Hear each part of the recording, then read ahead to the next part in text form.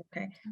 Greetings to all participants. On behalf of Tufts University, I would like to welcome you all to today's webinar on the topic animal source food in nutrition security, growth, and early child development. Today's webinar is part of the Growth Through Nutrition Learning event, which we used to hold it as an in-person event. But now that it moved to an online platform, it is attracting many local and global audience. We think that some of our global audience may not be very familiar with the Growth Through Nutrition project. So I would like to invite Dan Abbott, Chief of Party on the Growth Through Nutrition project at Save the Children Ethiopia, to give us a brief overview of the project. Over to you, Dan.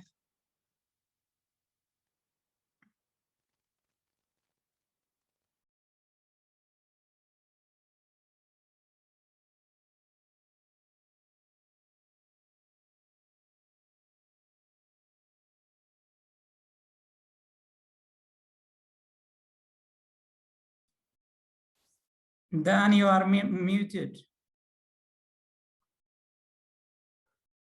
All right, sorry about that.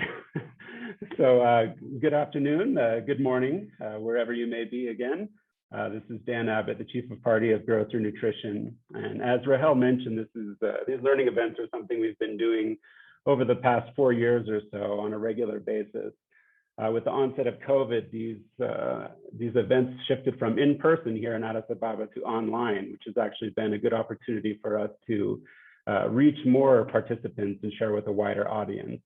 And as such, some of you may not be familiar with Growth Through Nutrition. I just wanted to give a quick overview of the project so you understand how the discussion we're having today with our excellent presenters fits into the project.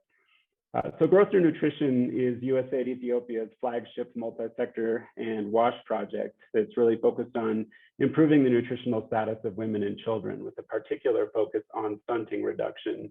The project is designed to support the government of Ethiopia's own policies and programs across sectors to achieve the government's own goals around nutrition with a very strong capacity building approach, working across agriculture, health, water, and education sectors.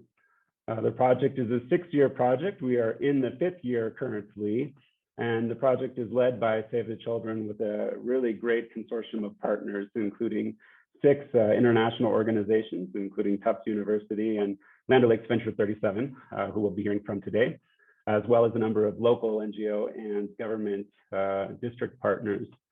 Here on the map, you can see the implementation of Growth Through Nutrition. So we're covering a large area of the country with targets across the different sectors I've mentioned, including with the target of reaching more than 6 million children under 5 with improved nutrition services. We'll be also discussing today some of the work we do with vulnerable households with some of our nutrition-sensitive agriculture and livelihoods approaches. And we do have a target of reaching directly 28,000 vulnerable households. I won't go through all the targets, but as you can see, we're working through a number of sectors with very ambitious goals. This is just to briefly show the results framework of Growth Through Nutrition, to see again the different sectors we're working in and the roles of different partners on the project. So the first intermediate result is around improving access to diverse, safe, and quality food. In this area, Land O'Lakes Venture 37 is playing a very strong technical leadership role, and Dr. Getnet will be sharing some of the experience from the project today. We're also working with the health sector on improving the utilization of quality health and nutrition services, which is our third intermediate result, and improving access to water as well as sanitation, where we're doing water construction as well as working through the private sector to improve sanitation products. And then importantly, working on the strengthening government capacity and leadership, including on multi-sector coordination. And then we have behavior change, the second IR, which cuts across all of these. Tufts University is the lead on Growth Through Nutrition for our learning and knowledge management. And we're really pleased that they're put together the event today to really looking at animal source foods and drawing on the experience from the project as well as from Tufts more broadly. It's great to have Dr. Shibani back with us, who did a lot of work with the predecessor project Engine. So I'll finish there. That's growth through nutrition in very brief, but we're really looking forward to the discussion today, and thanks all for your participation. Thank you, Dan, for that overview, program overview. Now we are going to move forward with the webinar.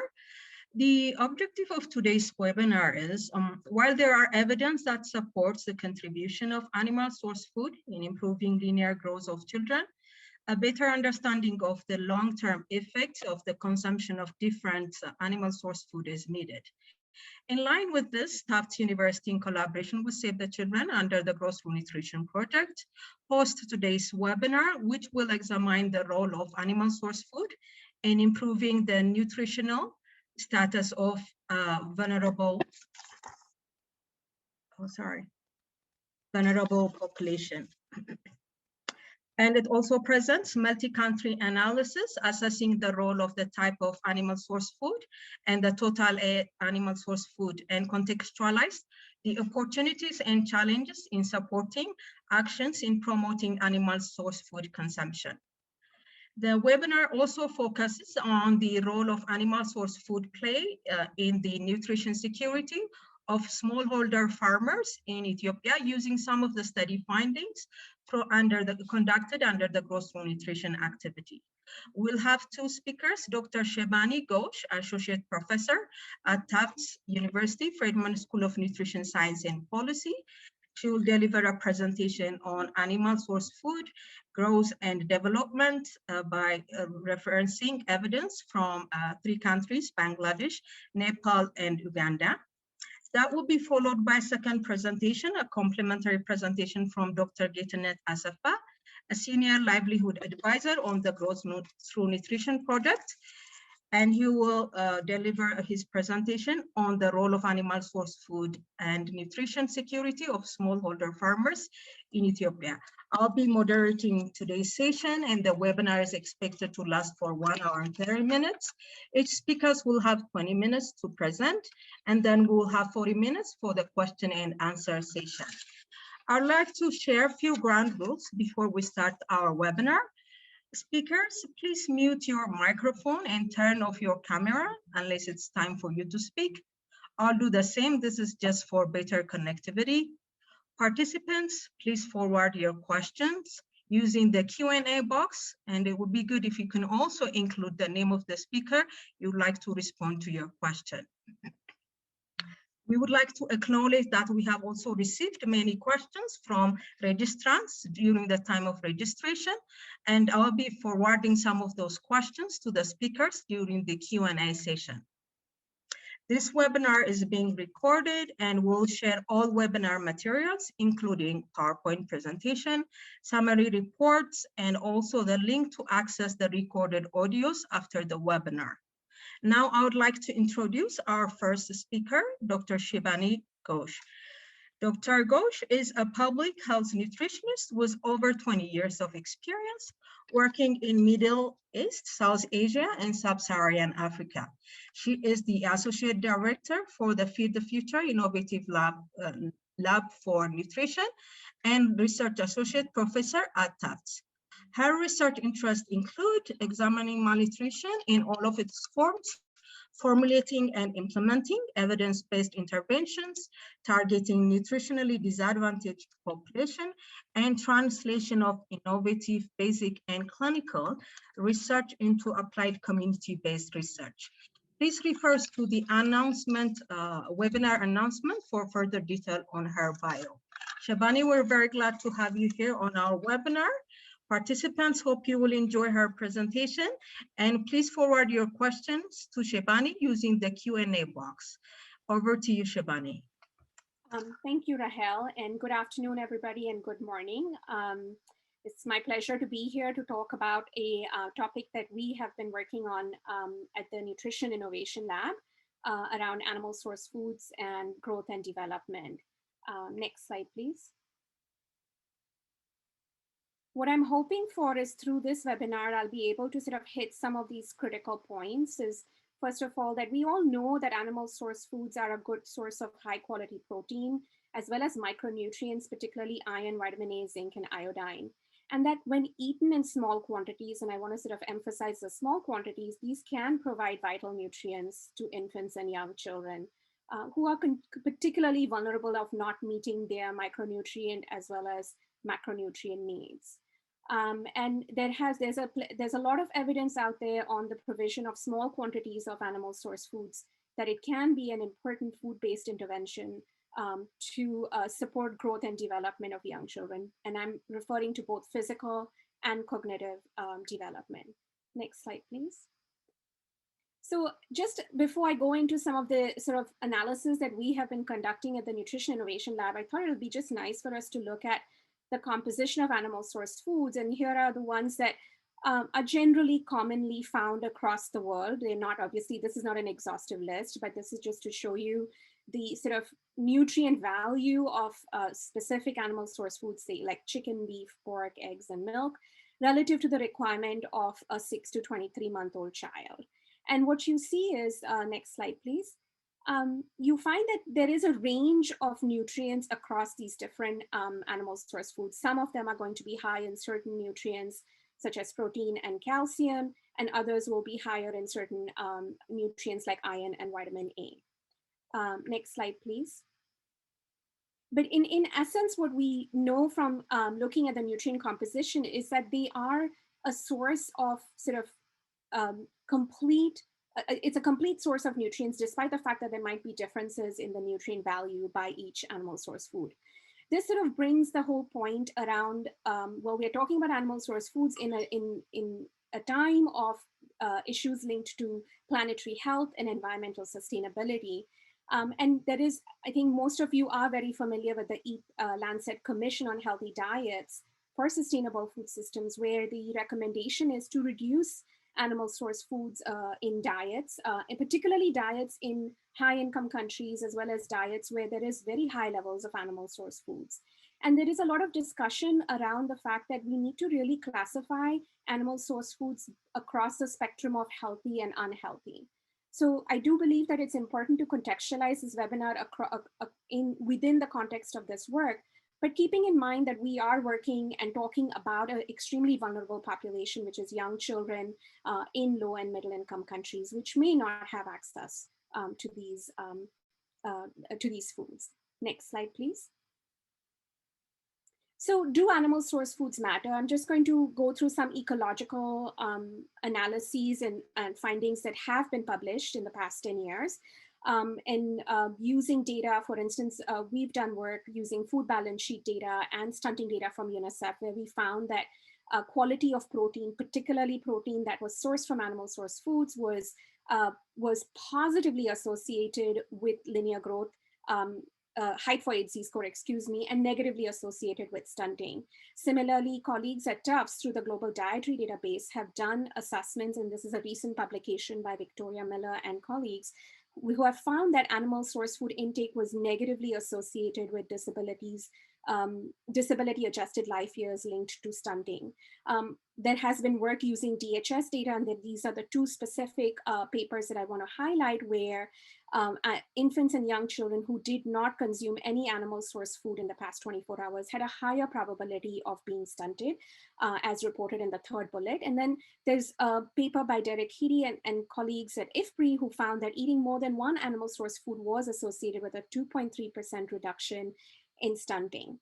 So one of the things that we thought at the Nutrition Innovation Lab was to ask the question, do we know enough about two things? One is the lagged effect of animal source food consumption, as in past consumption of animal source food and subsequent growth or subsequent risk of being stunted. And do we know anything about the cumulative consumption of animal source foods, particularly early life starting at 6 months of age? So what I'm going to show in the next few slides is some of the findings that we have from 3 country analyses that were done using data from Bangladesh, Nepal, and Uganda. Thank you, Jen. So the first slide I want to share with you is basically just to show you the kind of animal source foods that we found in the data sets from these 3 countries. Now, before I go on about these, I just want to mention that the study that was conducted in Nepal was a nationally representative annual survey that was conducted by our colleagues at Johns Hopkins, and it's called the Poshan Community Studies. In Uganda, we implemented what was a program evaluation across 6 districts of Uganda. And in Bangladesh, it was a survey, a series of surveys that were conducted in 3 regions that were the target of USAID programming. So there are different designs in each of these studies, but we are extracting the data for secondary analyses. And what we see here is that there are different sources of animal source foods that seem to come into the child's daily diet, depending upon which part of the world they're in. You find that fish is very high in Bangladesh, and as are eggs, and dairy was much more higher in Nepal. And in Uganda, what you see is that it's not a lot of kids who are receiving eggs, dairy, and meat stroke poultry. So there was a much lower percentage of kids who were receiving animal source foods. Next slide, please. We also looked at what were the other food groups look like, because that's also critical, particularly if we're thinking about dark green leafy vegetables, vitamin A rich fruits and vegetables, and other fruits and vegetables. Those are very critical food groups. And what you see is on the top of this slide is the data from Nepal and Uganda, and at the bottom is from Bangladesh. We just happened we had different food groupings for that countries, and that's why this is how we are representing. So you do see a lot of starchy staples, you do see legumes and nuts and seeds in both Nepal and Uganda, not so much on the fruits and vegetables, and that seemed to be slightly different in the case of Bangladesh. Next slide, please. So the first set of analyses, and these are fixed effects models that were run, and I'm sort of not going to go through the control variables, but they are listed on this slide. So the first analyses that we did was to assess the relationship, sort of the contemporaneous relationship of length for age Z-score in children aged 6 to 23 months who consumed ASF versus who hadn't consumed any ASF. And what you see in the table here is there is a significant positive association if any ASF consumption has happened in the past 24 hours, whether it was in Nepal, Bangladesh, or Uganda. Then we try to assess and see, does it matter whether they've had one or more ASFs? And what you see in the last row is actually children who had consumed 2 or more types of ASFs had a significantly higher and positive association with length for age Z-score compared to children who had less than 2 or more types of ASF. We didn't seem to see that with children who have consumed 1 type of ASF.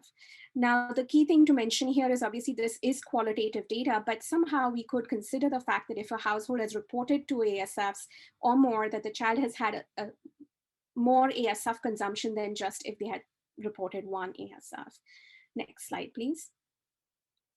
So then the next thing, as I mentioned, one of the things we wanted to look at was what do we know about past ASF consumption or ASF consumption as was reported in the previous survey rounds. I want to be sort of clear that what we were not looking at is in the past year what you had consumed, but in the past survey round, which in the case of Nepal, it was a year prior to that LAZ measurement that was done. And in the case of Bangladesh, it was 6 months prior to that LAZ measurement. And so we unfortunately couldn't use the Uganda data because we measured the kids every 2 years in Uganda, and we didn't have a cohort of children that we had followed multiple times. So in the case of both Nepal and Uganda, what we found was that there is a lagged or a sort of, we call sustained effect of ASF consumption. So if a child had consumed 1 type of ASF in the last survey round 12 months ago or 6 months ago in the case of Bangladesh, you found that in Nepal only, not in Bangladesh, that there was a reduction in risk of being stunted. In the case of more than 2 animal source foods, that reduction of risk was much higher in Nepal, and it was significant in Bangladesh. So what that really said to us was that we really should be thinking not just about cross-sectional contemporaneous analyses, but if we have access to longitudinal data, we should be looking at what's happened in the past and how that correlates or not to growth of these children. Next slide, please. And then we thought that this would be interesting and important given the discussions in the nutrition community that we should be really going beyond height and length measurements or stunted and not stunted, particularly given the fact that brain development in early life is linked to later cognitive development, social development, as well as educational success. So we, in some of our studies, were able to do measurements of head circumference, which is considered as a proxy for brain size, and in some studies can correlate with brain function. So we we were able to use the head circumference measures and compute a head circumference for age z-score using WHO reference standards. And that could be, that was like considered as a simple metric to assess brain growth. We also were able to do assess cognition in one of our longitudinal studies, where we assessed communication, motor skills, problem solving, and social skills in children who were about 24 to 26 months of age. And we compared their ASF consumption and their past exposures to risk factors relative to stunting and their longitudinal growth in height. So next slide, please. So before I go into talking about the longitudinal results, I just want to talk a little bit about the work that started us thinking about the head circumference as a measurement. This is work done by my colleague Laurie Miller, and this was part of an intervention study that was conducted in 3 districts in rural Nepal. And essentially, she had observations on 600 children, head circumference observations over time in 600 children. And what she found was that the more ASFs were consumed, the lower the head circumference, the better the head circumference for age z-score, excuse me. So there was a positive association between head circumference and ASF intake. But what was interesting was Laurie found that it was in fact significant in children under 3 years of age, but not in the older children in the study sample. And for those of you who are interested, I actually do have a lot of links to the papers that I'm using in this presentation, except in cases where we still have some ongoing analyses. Next slide, please. So coming to the sort of a more of a longitudinal assessment, not just of stunting and height for age and growth, but also of metrics of cognitive development. In this case, as I mentioned already, I'm using head circumference for age z-score, and we're also using what is called as the ASQ score, which is called the Ages and Stages Questionnaire. And given the paucity of time, I'm not able to go in detail about the questionnaire, but we do have a webinar on this specific topic on the Tufts website, and I would really recommend that you go listen to that webinar where we actually talk a lot more about the methodologies used in this analysis. So for just to sort of talk about this table, what we were looking at was cumulative consumption of animal source foods starting from 6 months of age to 22 months of age. As I mentioned, we were able to measure head circumference at 24 to 26 months, as well as we were able to do the cognitive screening as measured by the ASQ score at 24 to 26 months. And we had a measurement of length, therefore we could compute an LAZ score at 24 to 26 months. And then we had all this data, longitudinal data starting from 6 months of age, dietary data on the infant. So we were able to compute a cumulative consumption indicator for cumulative number of animal source foods consumed and a cumulative frequency of animal source foods consumed. And what you're seeing here is essentially we found essentially head circumference for age z-score was strong at 24 to 26 months, was positively associated with cumulative consumption of animal source foods, as was the ASQ score, as was the length for age z-score, the measured at 24 to 26 months.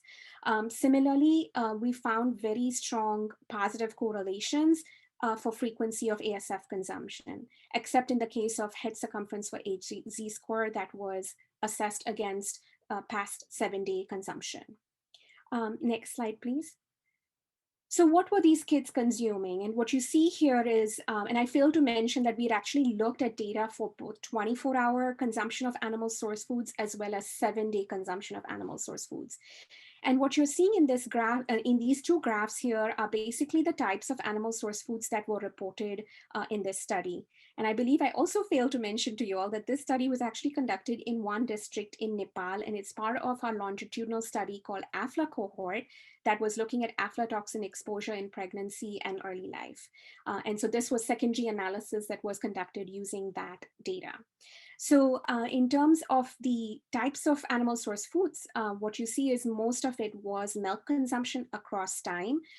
There was some reports of yogurt, eggs, and chicken, but those seem to be more common in the 7-day recall and not so much in the 24-hour recall. And as you can see that as the child got older, more and more children were reporting consuming animal source foods.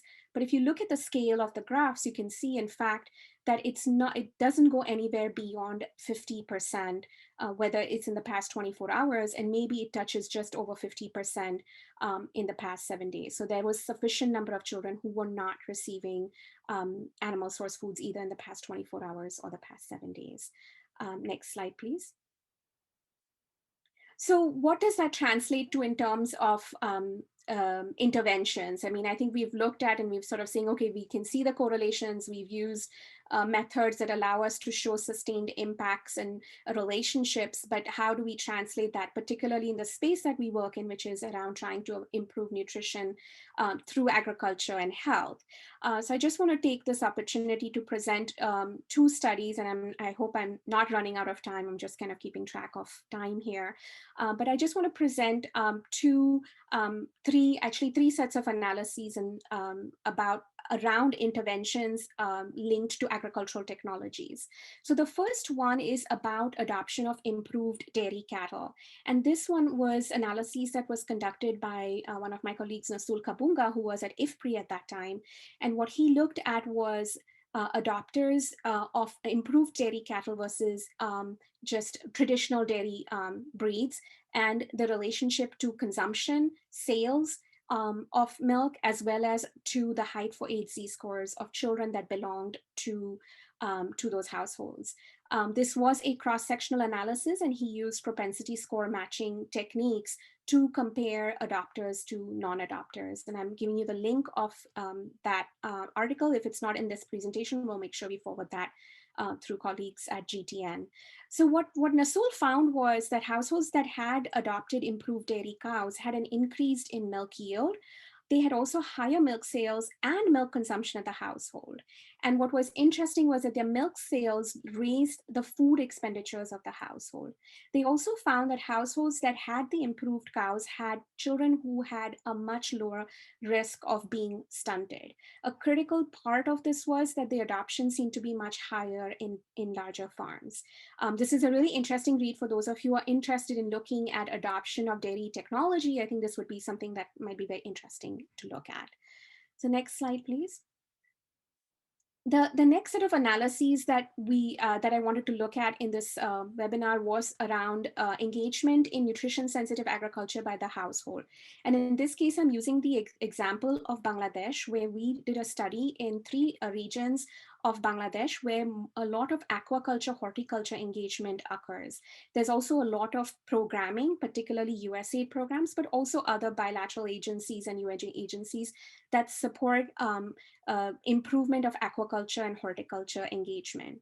So we did an analysis of the data from about 3,600 households, and we looked at the dietary diversity in children, the number of animal source foods they consume, but also the dietary diversity and animal source food consumption of the mother. And what you see here is essentially households that were engaged in both aquaculture and horticulture had children with significantly higher dietary diversity. They had also significantly higher consumption of animal source foods across time. And I just want to sort of make sure that I explain that this is actually a pooled model. We had 3 survey rounds, and so therefore we have a lot more households in the pooled model. Next slide, please. We also unpackaged, given the work that we've been looking at in terms of types and number of animal source foods in Nepal and in Uganda and in other analyses in Bangladesh, we thought we'd unpackage the diet of children and engagement in horticulture and aquaculture. And what you see on this side is that pretty much any of the metrics we used, whether we used having achieved 4 food groups, the child have consumed 4 food groups in the past 24 hours, had consumed ASFs or fruits and vegetables, the odds of that child having had that were much higher if they were in a household that was engaged in both aquaculture and horticulture. And in this case, the reference is that the household is not engaged in either of these activities. And what's very interesting is that when you unpackage the animal source foods, you can see that except for meat and poultry, pretty much every other animal source foods was higher in these households. Next slide, please. And last but not the least, I want to sort of talk a little bit about household food production of animal source foods. And in this is analysis that was done by one of our PhD students, Prajula Mulmi. What she found was that household food production in Nepal across the country, this was a nationally representative survey that was used for this analysis. And what she found was it was positively, if a household produced a particular food or produced certain foods, that it was associated positively with dietary diversity and intake of nutrient-dense foods. But what was critical here was, and I'm showing you the part of two tables, one was household egg production and one was household dairy production, that this was much more stronger and significant in the older age groups, not so much in the young age groups. And there was a market element to it. So if the household was further away from the market, they were more likely to have a stronger relationship between household production and consumption by the older children than if the household was closer to markets. So on the next slide, please. So I just want to conclude this presentation by first apologizing. There's a lot of information packaged in here, but I do hope that is of use. And I'm happy to take questions, but I just want to sort of conclude and say that some of the work that we have been doing in the past 8 or 9 years around this topic is that we do find animal source food consumption, particularly if you're using a metric of number of animal source foods and the frequency, that is associated with metrics of both growth and development. And of course, the causal nature of these relationships is contextual. We think that a number of animal source foods may be a function of total quantity. Obviously, it does not take away from the fact that we should be looking at total quantities and nutrient value of the diets. That is definitely going to be more robust. The last thing we also see is that past and cumulative consumption of animal source foods is critical, and one should think about measuring that. And the type of animal source food is a function of geographic location. It's a function of culture and dietary preferences. What you are seeing in the case of Nepal is different from what you are seeing in Bangladesh, and it's likely it's going to be very different in Ethiopia, for instance. And so that's something very critical if you're thinking about doing any analyses or doing any research around animal source foods. Please contextualize it to the local situation that you are in. Next slide, please. And for those of us who are working on, excuse me, for those of us who are working in the space of trying to ascertain how nutrition sensitive interventions, particularly those in the realm of agriculture, can support optimal nutrition, what you're seeing is those that do increase in output and intake of animal source foods does help households in improving the diets and nutritional status of their children and the women in those households. And that it's a combination of production and market access. I haven't presented a lot on the markets, but I do believe that this market access is going to be very key to productivity and dietary gains. And that's something that I do believe that there has been literature in Ethiopia that has shown the role of markets, the strong role of markets in improving diets and nutrition. So with that note, I'm gonna stop here, and I apologize if I run over my time. Thank you so much. Thank you, Shivani, for your great presentation. You've shared with us a lot of information. I'm sure some of this will be clarified during the Q&A session. Actually, you are almost on time, so thank you for finishing up on time as well. Now we will go to the second presentation, but before that, I would like to introduce our next speaker, Dr. Getnet Assefa. Dr. Assefa received his doctorate in animal nutrition and feed resource production and management from Humboldt University in Berlin, Germany. Dr. Assefa has extensive and diversified experience in agricultural research and has worked at local and international organizations over the last 20 years. His research has focused on livestock production, feed resource management, animal nutrition, forage and pasture crops, agronomy, and grazing land improvement. He has contributed for more than 80 peer-reviewed journals, 12 books, and 58 diverse publications. You can access the full bio on the webinar announcement. Dr. Getnet, we are very glad to have you on our webinar today. And participants, hope you will enjoy the next presentation. And please make sure to forward questions both to Dr. Shibani and Dr. Getnet using the Q&A box. Thank you. Thank you, Rahel. My presentation will be the role of animal source foods in food and nutrition security, focusing on smallholder farmers under Ethiopian condition. Next slide, please. In this presentation, I'm going to highlight you 4 important parts. These are, I'll give you a very short introduction, and following, I will present you the animal, specifically livestock actually, production and productivity under Ethiopian condition and their role as a source of animal source food. And the main part is I'm going to highlight you the GtN, the Gross Nutrition Project interventions in Ethiopia, and the major findings that we obtained. Next slide, please. So as an introduction, you know, in Ethiopia, there were actually a lot of efforts going on by the government, by different NGOs, and by really different development actors in addressing food security, nutrition security. But until now, there is no any remarkable achievements that really obtained. The good indicators are really the stunting in Ethiopia is really still very high. If you see the information by the Democratic Health Survey results in Ethiopia, it's about 38% in 2019, which is actually very high. And there are actually a lot of good indicators. Women giving childbearing age is very low. A pregnant woman is very low, and adolescent girls are very low, as you can see the figures. So I think generally we can see from this result, food security and nutrition security in Ethiopia is still really a big challenge. Next slide, please. So in this presentation, what I'm going to focus is what's the role of animal source food in Ethiopia, especially in line with food and nutrition security, focusing on smallholder farmers. When we say smallholder farmers, in Ethiopia has about 80 to 85% of the farmers the population is smallholder farmers, or otherwise depend on agriculture.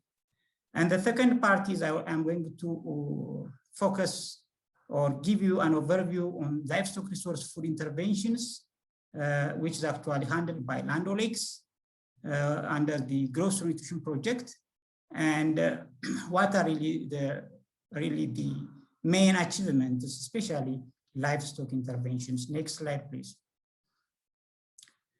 So actually it was very well addressed by Dr. Shibani, the basics of animal source food, why they are really very important in addressing nutrition, because animal source foods are really very high in their biological value. For example, if you take milk, milk is really nearly a complete diet. It has really most of the nutrients that are really required for a child.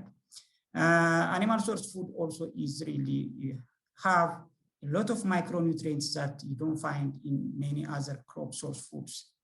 The animal source food, especially the micronutrients, are really very helpful to enhance uptake of some of the nutrients in crops, especially, which are actually inhibited by some anti-nutritional components like oxalate and phytate. And most importantly, animal source foods are really very dense in nutrients, which are really very important, especially when we are thinking of kids, because the kids are really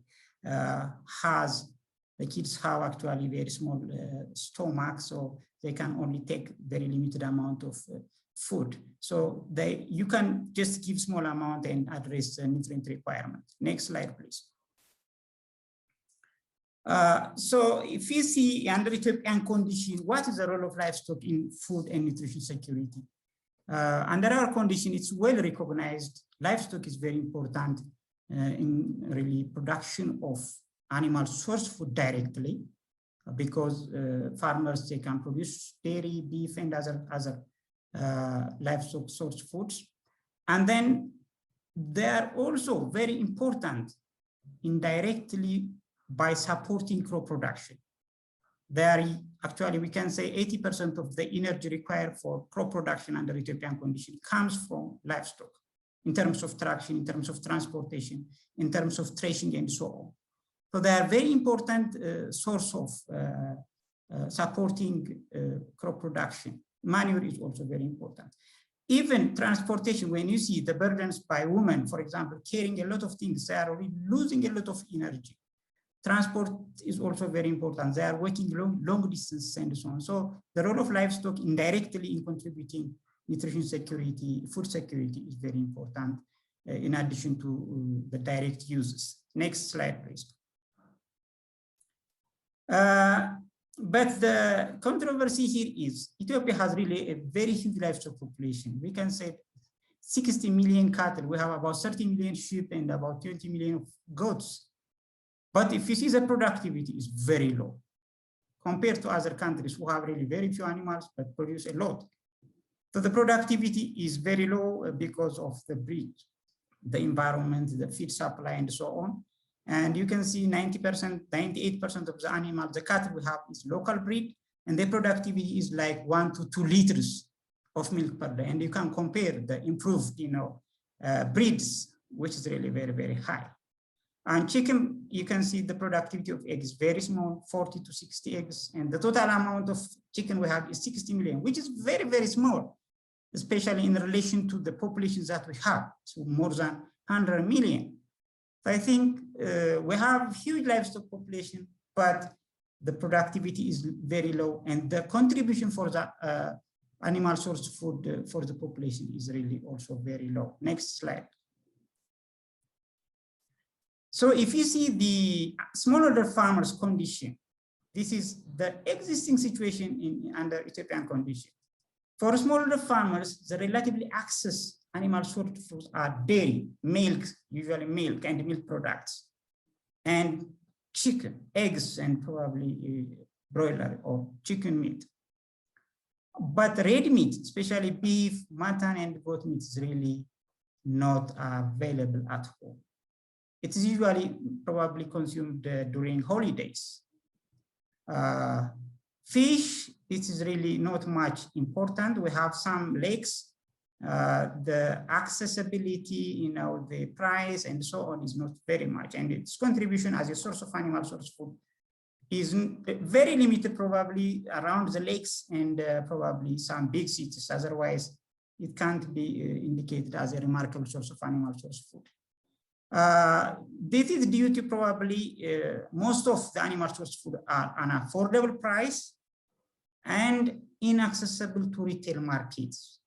Especially the red meat, you don't find any red meat market in the rural areas. If anyone wants to get red meat, he has to go to the towns, nearby towns. Otherwise, you don't find it retail meat markets around the rural area. So this is really a big problem next to the price, which is actually very high. So the contribution of red meat, especially for smallholder farmers, is very poor. Next slide. This is actually a little bit older data, but it can clearly indicate the contribution of per capita consumption of meat. This is actually done by IFPRI, and you can see national average is 4.6 for the whole of animal source foods, red meat. And you can see the figures set. The dairy, for example, is 60.7. Then our neighbor Kenya is about 80 or more than liters. And for urban areas, it's a little bit better, and rural areas, it's really very, very low. So you can see how really the animal source food contribution to our diet is really very poor. You can compare it with African average. For African average, 14 kilograms of meat and 30 liters of milk is for African average. And if you see the European or developed countries, it's 7 kilograms of meat and 200 liters of milk. And you can see and compare how really the consumption in Ethiopian condition. Next slide.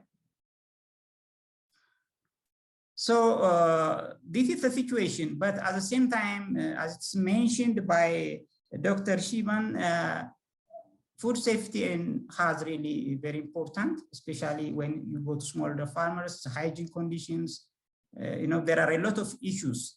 At the same time, even if it is safe, the negative effects are really many. One, there are zoonotic diseases because some of the animals have really problem of zoonotic disease, like for example, TB. Animal source food are highly perishable, and if you cook it and leave it, then it could be cause of foodborne diseases. Even under normal conditions, it's also a cause of obesity in many parts of the world and many chronic diseases like cardiovascular disease and so on. This is actually if it's not properly utilized. And at the same time, some of the milk, for example, milk from camels, there are also some people who are really allergic to consumption of some animal source foods like milk, camel milk and the like. So it could cause allergies. Food is scarce because of these things, because of hygiene, because of these problems. People are really afraid of eating animal source food. For example, if you come to Ethiopia, people are afraid of eating, for example, vegetables because of hygiene. Don't drink commonly milk because of hygiene and so on. So I think this might cause actually food scare. Next slide. When we come to some of the activities by GtN, GtN as its objective is really to increase access, diverse and safe quality food for especially focusing to children and women, is handled by landlords. Of course, it's not only livestock. Under this livelihood and agriculture program, there are vegetables, fruits, livestock components, post-harvest handling, and so on. But I'll try to highlight you only the livestock part. Next slide. So in this project, there are different platforms where we actually address our interventions. There are FTCs where we demonstrate our technologies, schools. There are also input suppliers who are actually small retailers who are supplying the seeds, farm chemicals, and so on. There are saving groups of actually organized saving groups of most vulnerable households. There are model farmers who are assisting the most vulnerable households. And of course, we are training also government extension workers who are really supporting these smallholder farmers. Next slide. The interventions are, we provide for most vulnerable households 2 sheep, and then we have also provide 6 chicken, 5 pullets, and 1 cockerel. And we provide vegetable seeds and beans, fruits, and post-harvest handling trainings, and so on. We mentor also them. And of course, we don't only provide them these inputs, interventions, we also follow up, advise, train, and so on, so that they can be really successful. Next slide. In specific to livestock, these are the interventions. Cocock chicken. The cocock chickens are a sort of purebred that can actually, the eggs could be hatched to its true type. And we provide either sheep, depending on the agroecology, or goats. In some areas, goats are more adaptable, and in some areas, we provide sheep. And we only provide them 2 sheep, or either 2 sheep or 2 goats. And then we provide 5 pullets and 1 cockerel. Next slide. So if you see some of the findings actually done last year by the GtN project, and we found that the most vulnerable households was actually selling live animal. In 2008, the income generated was about 1,309, but in 2020 it was improved to 2,566. And sale of animal products, when we say animal products, it could be eggs, and sometimes it could be milk from goats, or sometimes from dairy, because some of the most vulnerable households might have some dairy. So it increased from 152 to 732. So in this, we found that livestock contributes the highest to household assets. You know, most of these vulnerable households at the beginning doesn't have any asset, but after we provide these animals, the animals are multiplied and really increased in number, and really the asset increased up to 79%. It's not only the sheep and goats, the chickens are also the most important assets, household assets in these most vulnerable households. Next slide. The other contribution we obtained with this survey was actually households that owned heifers or cows is doubled, because, you know, these most vulnerable households multiply the sheep and the goats, and they generate money from this sale of sheep and goats, and they really purchase cows and heifers. And actually it increased. Initially it was 8% of the most vulnerable households have heifers or cows, but now it is about 17%, which means actually when they buy heifers and cows, they produce milk. That actually improves their nutrition. Even if you see the consumption, especially children, at the beginning in 2017, it's only 18% of the children who are consuming dairy products, but now it increased to 29%.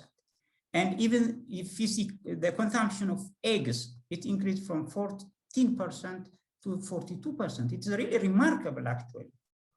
But meat consumption didn't show much change, because as I told you, meat accessibility to milk, and of course, most vulnerable households are really not very much encouraged to slaughter a sheep or so, because it's very expensive for them. So this is the situation that actually the GtN has really brought change. Next slide. The other assessment done was actually in 2019. In this assessment, we made actually 112 households, most vulnerable households, and we found that after the most vulnerable households provided the chickens in 9 to 12 months of age, they have 4 to 5 chickens. That means they lost one, but they have about, out of the 6 chickens we provided, most of the households have either 4 or 5 chickens, which is actually very good.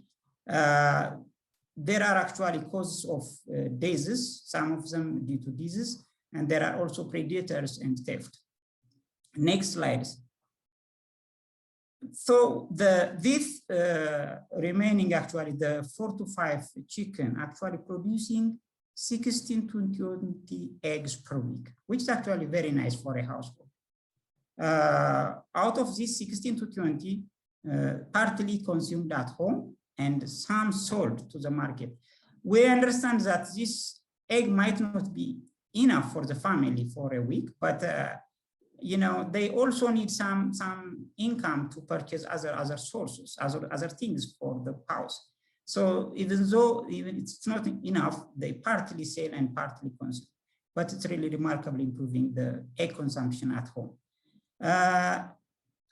One interesting thing we have seen is the neighboring households are really incubating and hatching the eggs, because as I told you, these eggs could be incubated and hatched by the local broody hen, and it could be multiplied locally around the villages. So you can see the pictures, you know, some of the households have really a lot of chicken. It's not only 5, but then they multiply and really they have a lot of eggs they produced.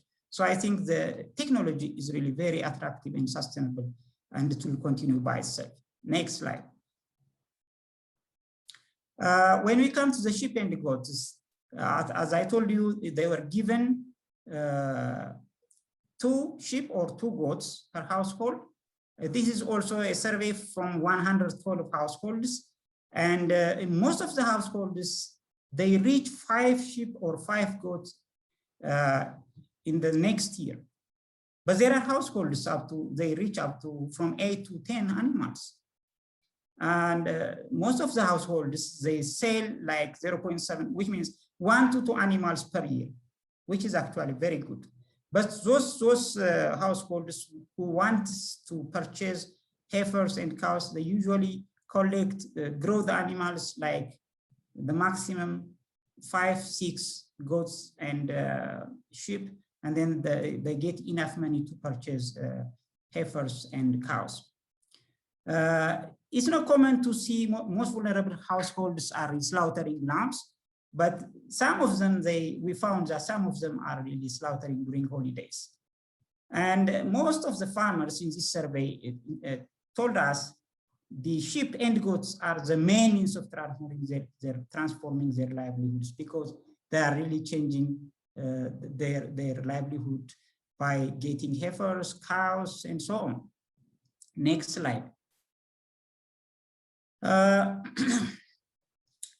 From the sale of sheep, goats, farmers purchased heifers, cows, and sometimes they purchase also horse carts, and some of them construct improved houses.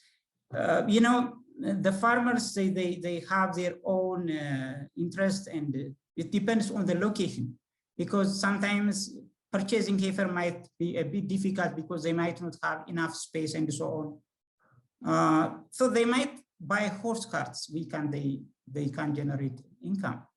So directly they benefit by producing animal source food like milk, which is actually very interesting.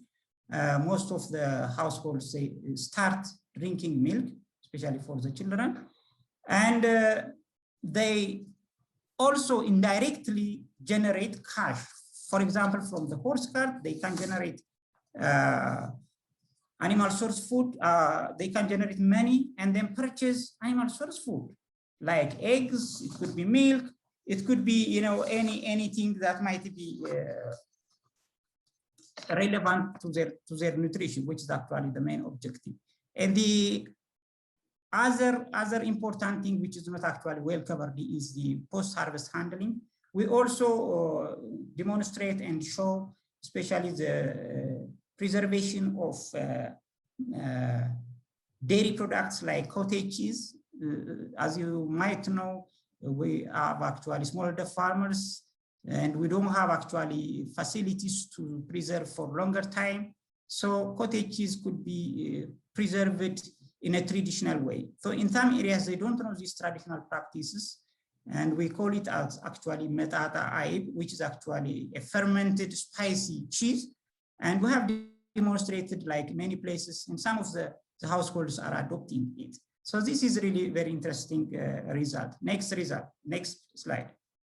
So as a summary, you know, under Ethiopian condition, consumption of animal source foods by smallholder farmers is very low, especially under rural areas. This has to be improved so that impacts of malnutrition, such as stunting, are really reduced. Promoting chicken production by smallholder farmers, especially like cock chicken. It could be any breed for that matter, but they can be, you know, introduced to the farming system because they are simple. They can really don't take much space. They are productive. They can produce year round, and really very much really impactful. So these are feasible interventions in availing animal source food to improve nutrition of children and women. Sheep and goat are really very important for smallholder farmers, because smallholder farmers can keep small animals, sheep and goat, because most of them, they don't have enough space and so on, enough feed and so on, but these are manageable under their condition. So they can generate cash from these small animals like sheep and goats, and then they can purchase animal source food. And sometimes in some areas, even they can produce milk from goats. So I think these are very important interventions that should continue. One important aspect I would like to mention also is there is really an issue to improve input and product marketing within the community. In most of the rural areas, there is no such market for animal source foods. Of course, market have its own principles, demand and supply systems, but I think there should be a means to introduce affordable marketing systems of inputs and at the same time products, animal products, especially animal source foods, to that area, so that those farmers, those households which can afford to buy animal source foods might be benefited out of it. This is actually briefly what I have. Thank you very much. Thank you, Dr. Getnet, for your great presentation. I would like to thank both presenters for their great presentation and participants for forwarding your questions. Please refer to the Q&A box as some of the questions have already been responded. Now we have 30 minutes for question and answer session. We have received, I think there are 9 open questions that are not responded yet. Most of the questions are for Dr. Getnet, but we have also few that are not responded by Dr. Shibani. So I will forward those 2 questions per speaker. So the first question is to Dr. Shibani. How is it possible to convince donors on the importance of ASF as they are receiving misleading information from developed world on the negative sides of animal source food on human health, like obesity? This is first question to Shibani. And we have also received one question from registrants, which Shibani could address. It has been demonstrated in many contexts that the consumption of animal source food has benefits for immediate health and growth, especially in areas where diet quality is poor. However, the evidence is mounting that the environment impacts of expanded livestock production are hazardous to planetary health. How can we be responsible? How can we be responsible in our promotion of animal source food consumption to ensure it is available as an important supplement to inadequate diets, while also not inadvertently contributing to the environmental degradation that uncontrolled demand for animal source food will bring as this region develop and undergo the nutrition transition? This is 2 questions for Shibani. And the next 2 questions for Getnet are, don't you think that perishability of animal source food and lack of cooling facilities in rural areas contributed for a lack of access of animal source food for rural population? And there's the second question is for Dr. Getnet. Is the change or increase in income from sale of animals due to improvement in production or inflation? Please respond to those questions and we'll go for another round. We have more time. Thank you. Okay, so Rahel, should I start? Yes, please go ahead. Okay, yeah, thank you. I think these the 2 questions, Rahel, are very interconnected. I think when I started off the presentation, I mentioned the fact that there are 2 sides to this. We do see the benefits of the animal source foods, particularly in a vulnerable population. And I'm going to say not just vulnerable households, but within those households for really young children. So, and so I think it's important to keep that in context. And in terms of yes, we do see that there is evidence emerging around at a global level around issues of environmental sustainability and planetary health. And we do have to, as nutritionists, as public health practitioners, as program practitioners, I think we have to, we cannot ignore that side of the equation, but we have to keep in mind that that's a global analysis and that we need to assess and contextualize within the context that we are working in. In this case, for example, in Ethiopia, you need to have a clear understanding of what are what are likely to be the impacts on better nutrition versus what would be the sort of negative trade-offs of supporting and promoting livestock. And I think this is something that was addressed by Dr. Assefa in his presentation as well. So there is some emphasis that has been placed, and it needs to be continued to be placed. I don't think it's an either or situation. So that's the critical part. In terms of the comment or the question on misleading information, I don't think that the issue that animal source foods can be unhealthy when they're eating in very large quantities and very, very regularly is a misleading is misleading. It is actually not a really, it is consumed in excess quantities in certain populations and certain subgroups, and it is correlated with much higher risks of cardiovascular disease or chronic diseases and overweight and obesity. So I think we have to keep that in mind as well. And so I think, so my point here is that it's not about either or. We have to assess it more holistically and in more of a systems manner, keeping in mind that what we are seeing is animal source foods are going to be critical for young children. And I also feel like I should extend it and say that in vulnerable households where family members can benefit from small amounts of animal source foods for better nutrition. In terms of the second part of the question was about the donors and how to convince donors. I think that there is a very clear, at least this is my perception, that there is an understanding that there are two sides to this equation, and that one has to assess the trade-offs, and that one has to be very culturally and context and geographically specific when you're talking about where to promote animal source foods and where not to promote animal source foods. So I don't know whether that sort of qualifies as an answer to both the questions, but I do believe that we have to walk away from looking at undernutrition from one lens and forgetting about overnutrition, because nutrition transition is already here. Most countries that we work in sub-Saharan Africa, you are seeing a continuum of, you know, undernutrition to overnutrition existing. So that would be my suggestion would be that we can't ignore it, but we have to make sure that we account for all facets of this issue. Back to you, Rahel. Thank you, Shibani, for a great explanation. Dr. Getnet, you can continue with responding to the other two questions.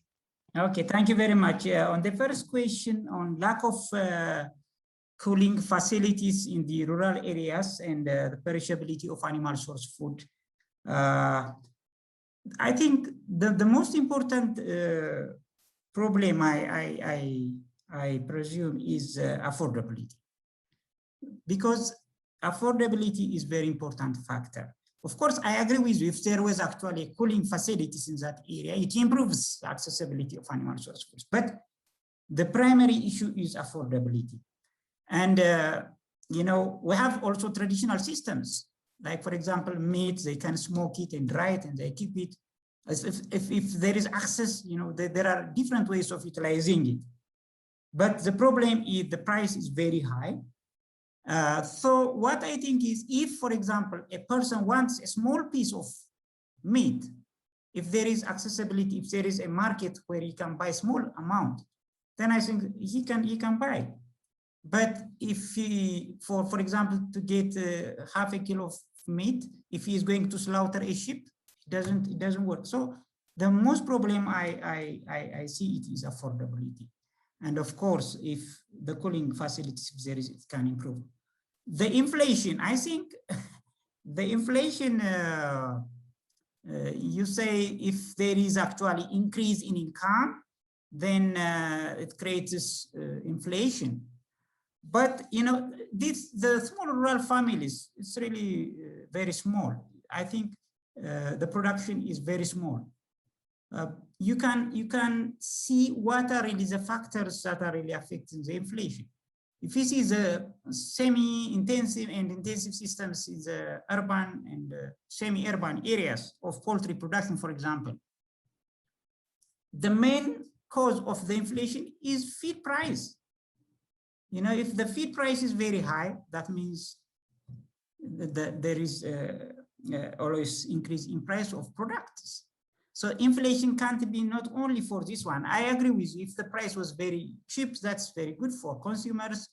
And it's also accessible for most vulnerable households. But there are a lot of factors that contribute for the inflation. It's not only eggs. For example, if a smallholder farmer wants to buy a soap, and if the soap price is increasing, you will also increase the egg price.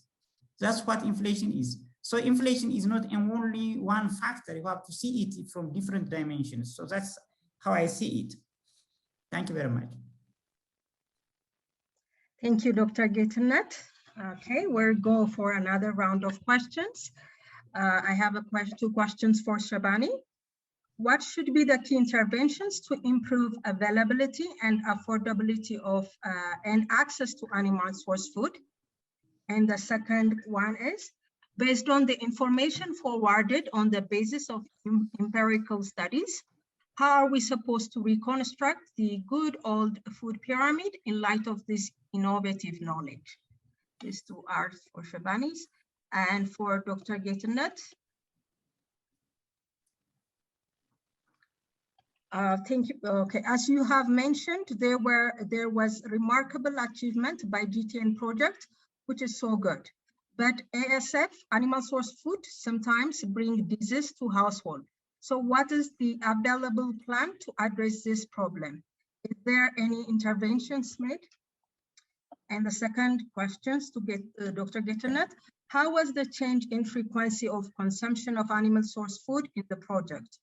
We need to consider species as related to environmental impact in the production of ASF. Please go ahead, Shibani, responding to the first two questions. Thank you. Okay, great. So I think the first question was, what should be the key interventions to improve availability, affordability, and access? So that's a huge, it's one line question, but there's a lot of different ways you can unpackage that. I think the critical part to keep in mind is that one has to contextualize it to where the location that you're trying to implement this intervention. In the case of Nepal, some of the data that we presented, we were working with communities that were both peri-urban and rural, but they were pretty much reliant on markets for animal source foods. And if that's the case, then one has to pay attention to how, what's their access to those animal source foods. And I think Dr. Assefa pointed out that very nicely in his presentation, that in the case of that kind of an interaction for animal source food, access to animal source foods, we have to think about food safety and foodborne diseases and access to good quality products, and that's a food systems issue.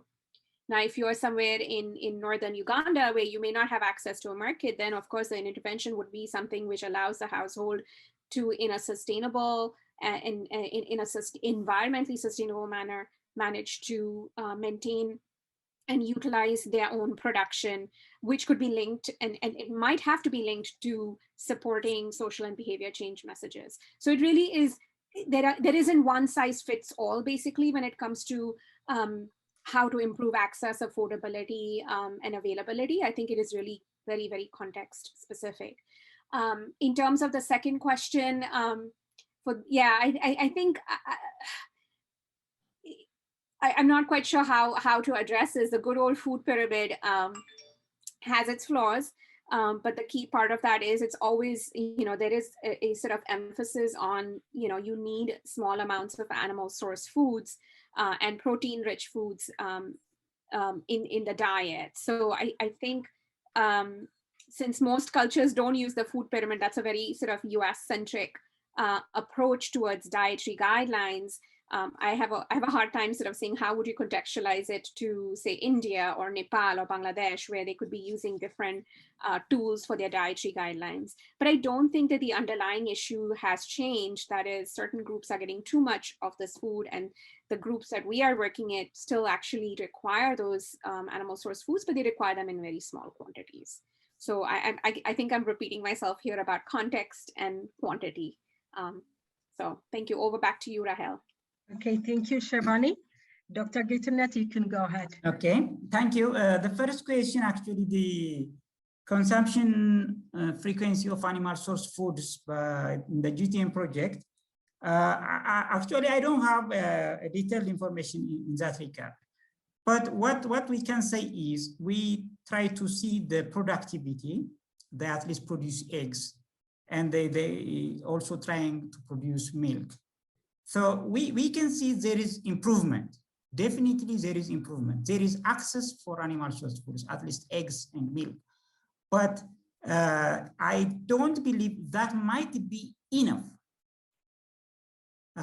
In some cases, not actually, in some cases might be enough, because some of the households are multiplying chicken, and they are producing not only a small amount of eggs, but they are also producing a bit larger number of eggs.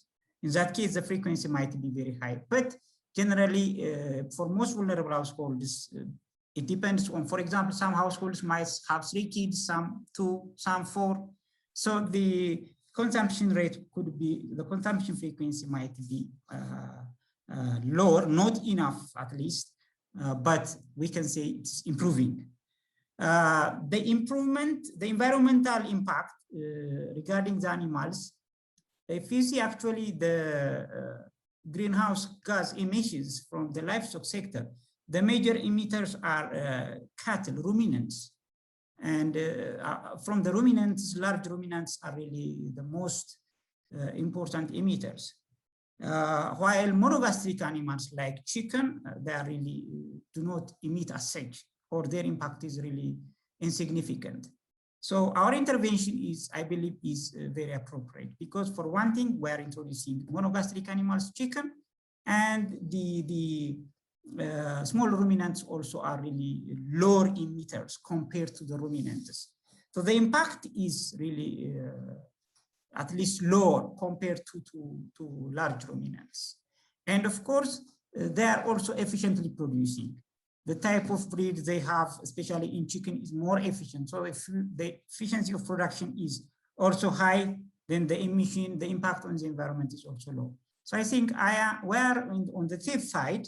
Probably environmental issues could not be addressed, in a very short time. It has to be done slowly, and actually you have to do many things at a time, and it takes time. Probably we may in the future go, reducing large ruminant animals and introducing monogastric animals might be the future.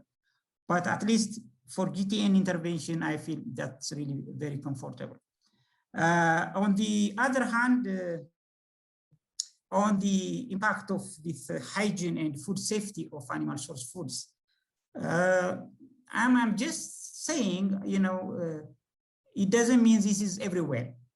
There are fears, there are possibilities of, animal linked health problems that might be transmitted to human being, but it's not actually in all levels, in all the areas, and so on. And there might be risks, but still, I presume, it's not a big problem in our case. For that thing, most vulnerable households are not only consuming a lot of meat, and the risk is also very low. But if you are consuming at large quantities and so on, the risk comes aligned with the consumption. So under Ethiopian condition, at least at this level, it's not a big problem. Thank you, right. Thank you, Dr. Getnet. I have the last round of questions for Shibani. Sale earnings are highly needed in low-income countries, and consumptions are competitive. How can we promote consumption in low-income households? And the second question to Shibani is also, I would like to understand if you have looked at the short term, which is 6 to 12 months emergency, and protracted emergency context. There are 2 questions for Shibani and for Dr. Getnet. Does the project provide vaccination for animals? And do you have numbers in terms of the increase in eating eggs? You say some increase, was the increase measured? And also, did you have to do any behavior change work to encourage people to eat eggs? I think it has many questions in one. So it's okay to just respond to those. Okay, thank you, Rahel.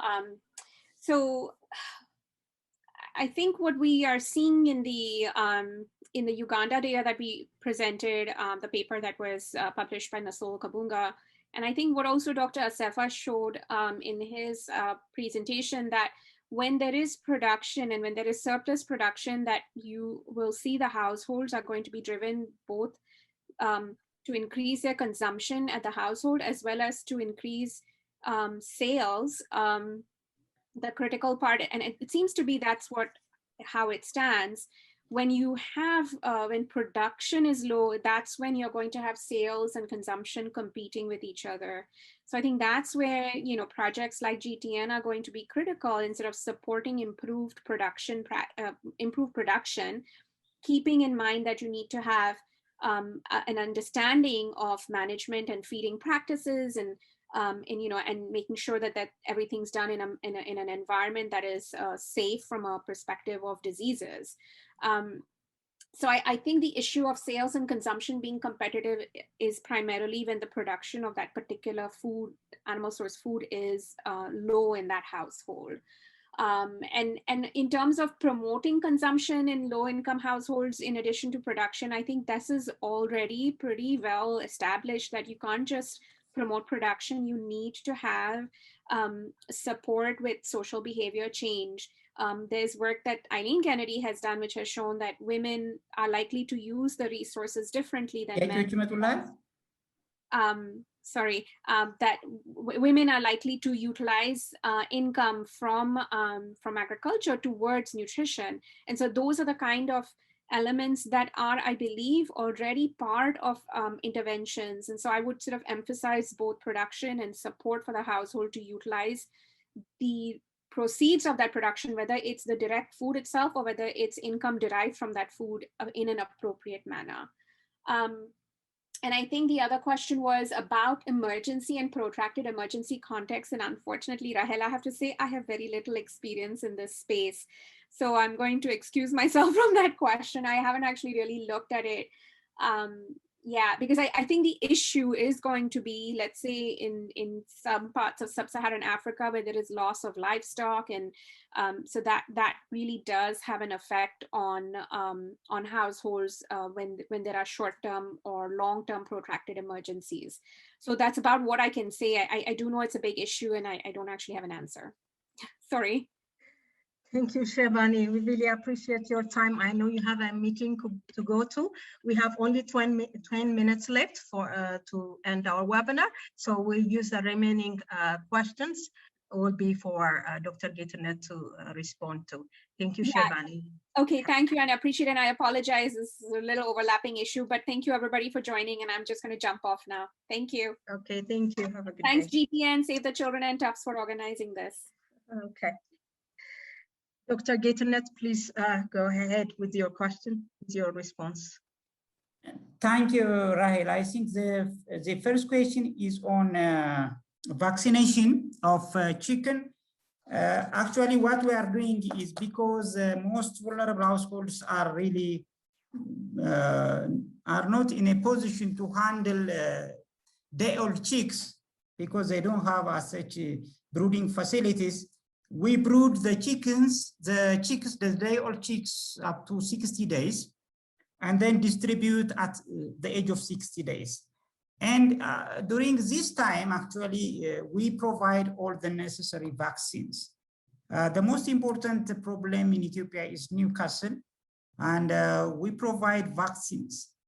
But in some areas, you know, the vaccine sometimes might have a problem because Newcastle vaccine is very sensitive. It requires a very important cold chain, especially when actually people are transporting from the central vaccine production institute to the different regions. You know, the quality might be decreasing. Sometimes, you know, the brooders might not vaccine on the right day and so on. So the mortality is really very high. But we try all our best to make this because we produce a vaccine here in Ethiopia, so it's not a big problem. The big problem is its application and distribution and transporting and keeping the cold chain. But as it is mentioned in the second question, there are chicken dying in after they go to the households, the most vulnerable households. You know, there are a lot of diseases, and you know, some of the vaccines are not really stopping just only once. They have to periodically vaccinated, and if the local health development worker did not really vaccinate at the right time, they might get the disease like Newcastle.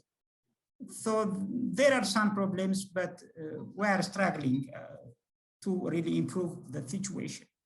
But you can't avoid such a kind of things. It needs time and it needs actually a lot of efforts to improve it. So this is a very important problem in chicken. The other question is how much is improved in terms of egg production. According to the survey result we found, the base year, it was about 14% egg consumption by children. Now it is improved to 42%. So it's really a remarkable,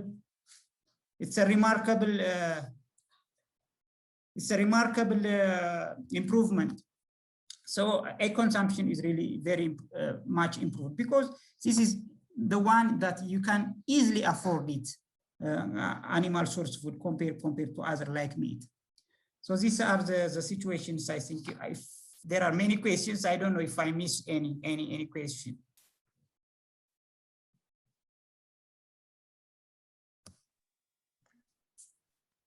Rahel, did I miss any? Thank you, Dr. Getnet. Yeah, we have 5 minutes left, so I'll have 2 more questions for you. Okay. Okay. I think the other question is also related to days of chicken being a common problem. So how do you tackle the days of chicken in the context of your project? I think some of it, as you have already mentioned some of it. And the next question is, I'm particularly interested how camel milk contributes to linear growth of children. Okay, the second one is a bit, yeah, it has, the first question actually, I have tried to address it. We try to entertain the problems of chicken diseases.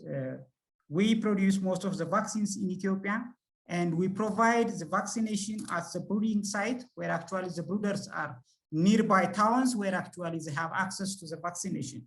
But once they go to the most vulnerable households, there are periodical vaccinations which are actually not sometimes addressed. And in this case, there could be a disease breakout and of course kill some of the chickens. So this is the situation under our condition. But we are trying to really, as much as possible, to assist them get the vaccinations in collaboration with the Ministry of Agriculture, health development workers.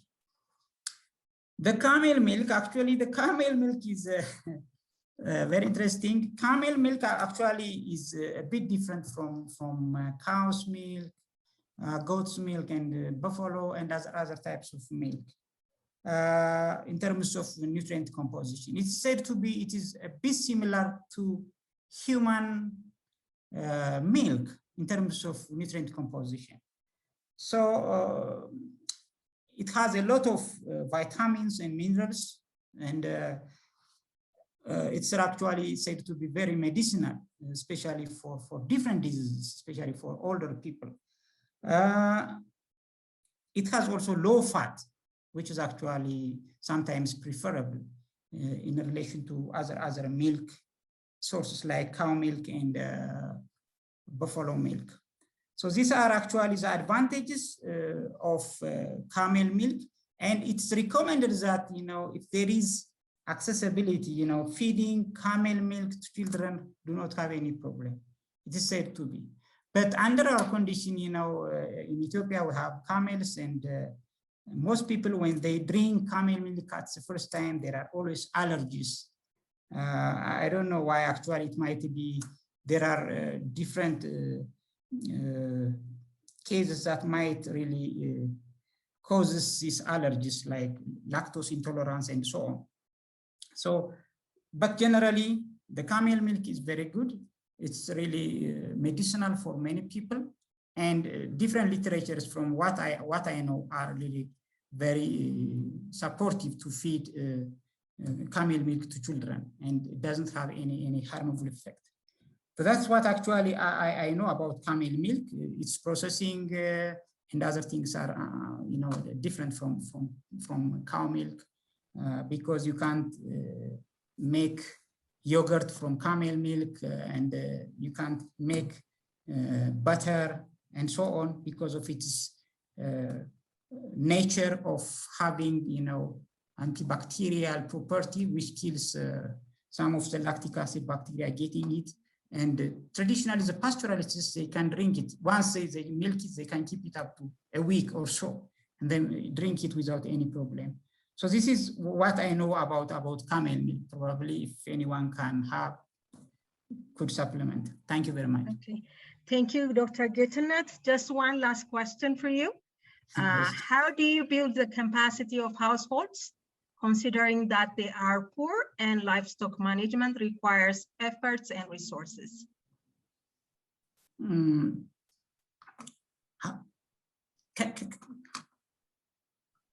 you just...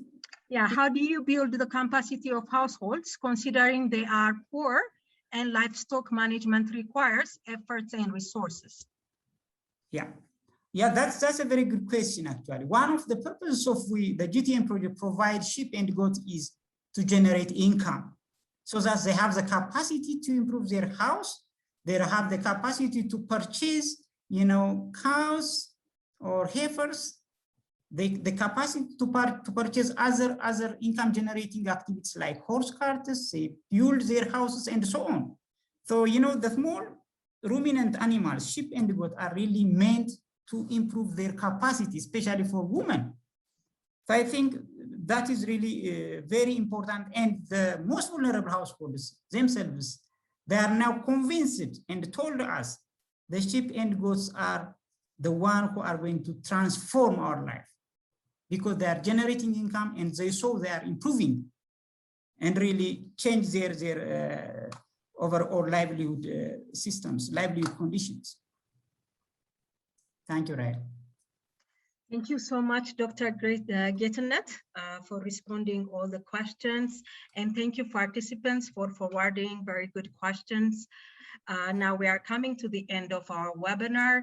As I mentioned earlier, we're going to be sharing all webinar materials, including PowerPoint presentations, summary reports, and the link to recorded videos, as well as some of the papers that Shibani and Dr. Getnet used. So you can refer to some of those papers. And we'll be resharing these materials when we announce our next webinar, which is going to be in mid-April. It will be on the topic of assessing effectiveness of wash costs on spot water schemes, barriers and facilitators for effective management of wash costs. Hope you can join us on our next webinar, and I hope to see you all. Thank you so much. Have a great day. Thank you. Thank you.